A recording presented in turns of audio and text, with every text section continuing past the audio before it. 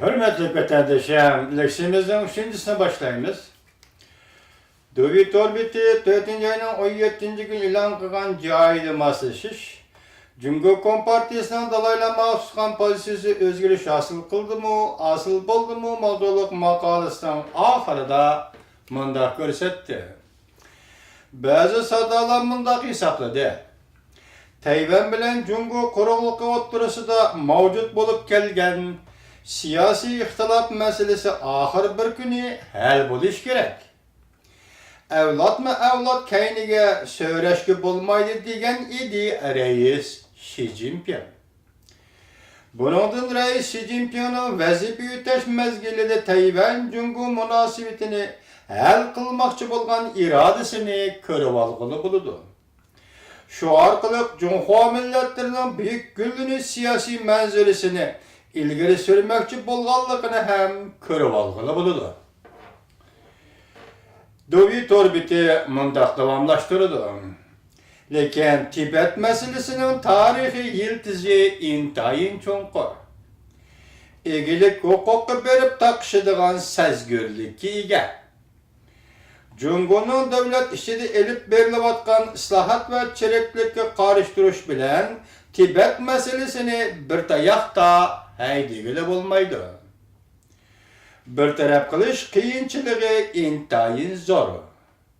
Şunlaşka muqimlikni qo'g'dashdan tartib birlik sepkicha Cumhuriyet Kompartiyasi birlik sep xizmetiga qayta diqqat qilishga boshladi. Sergardan Tibetlarning mustaqillik orzularini yuvashtirib, Dalay Lama meselesini abadiylikka hal qilg'ili bo'lamdi, bo'lmamdi. Diqqat bilan qarab turimiz deydi Dövüt orbiti.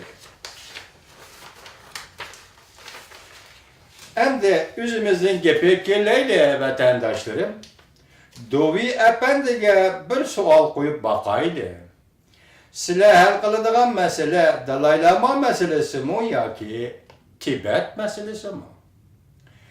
Dünya cemaatinin fikir meydanını kalay mı kallaştırman Dövi Efendim?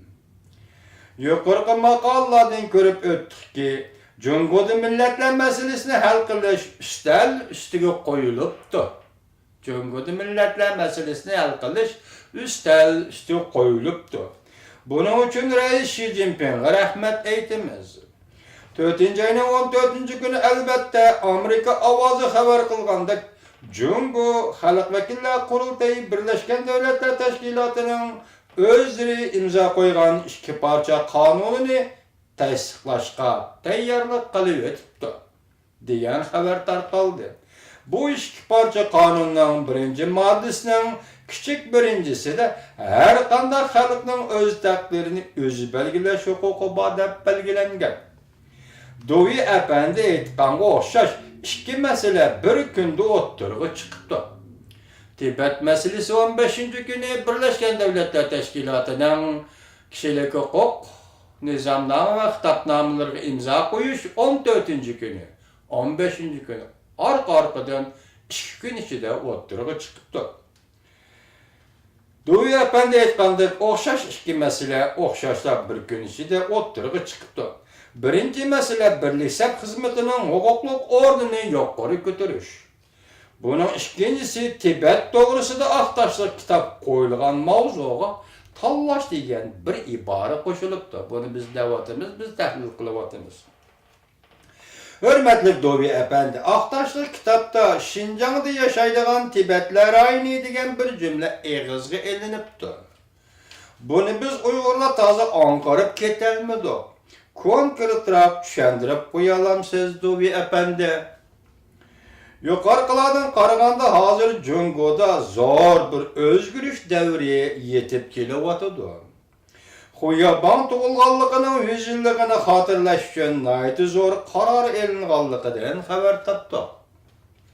Oldimizdagi 11. ayning 20. kuni Xuyaban tug'ilganligining 100 yilligini dag'dug'liq xotirlaydi ekansizlar. Xuyabanning 6 büyük siyosati Tibet doğrusunda 6 büyük siyaset, Şinjan doğrusunda 6 büyük siyaseti var. Sizler bu siyasetin oturup koyuluşunu tebriklemsizler yok Dovi efendim. Bu yabanlı millet siyaseti aynı çağda ana şunda oturup koyulgan idi.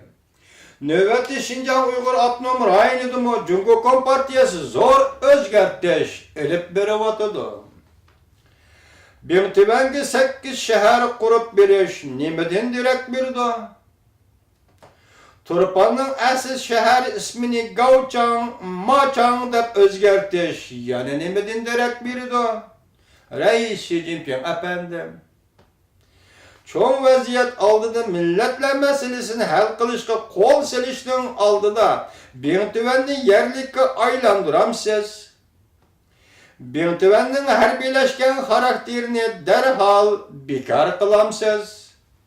Bir tüvenni yerlikki sındırıp bitip andın Uyguristan meselesini hal kılmakçı bulup atamsiz. Reis Xi Jinping efendi.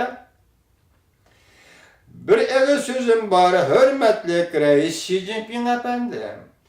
Uyguristan Şinjan meselesini hal kılıştın burun Xitay bilen Uygur oturusuzluğu ziddiyetlerime. Bir tüvenli yerlik sındırıp ziddiyetlerinin yeterlik asasını tayyarlıman Reis Xi Jinping efendi. Sen mi hoş, ben mi hoş digende meselelerini tek yolu bilen hal kılaylı Reis Xi Jinping efendi. Dalaylamanın Tibet'in asker çekindirişi degen bu bir cümle ibarını tenkit kıldınlar Dovi efendi. Tibet'in asker çekindirmişsiniz. Şinjan'ın bin tüvenli askeri kısımlarını çekindirmişsiniz. Demokratik sayılanı Tibet'te ve demokratik sayılanı Uyguristan'da qaysi yol bilen elip berişinler mümkün Dovi efendi? Belki saylam kanunu tüzüşke tayyarlanıp mı koygansılar? Köçmenlerine sayılış hukuku bulamdı bulmamdı bu doğru nemi oylaştınlar Dovi efendi?